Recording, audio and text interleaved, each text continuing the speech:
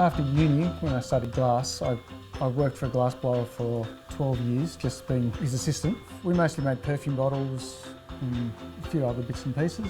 I mean, I've always liked art in general, and I've always done a lot of drawing.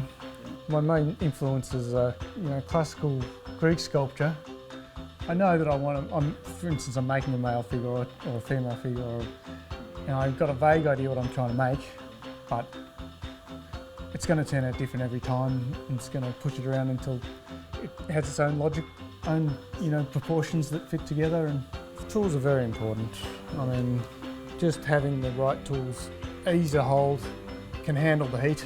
Like having the bottle out of the way, nice and easy to pick up, put down, easy to light.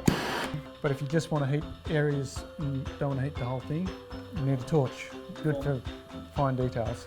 I mean, I drop in to the galleries every now and again, but I don't often meet the people who buy my work, so it's always nice to get a bit of feedback from people who like your work.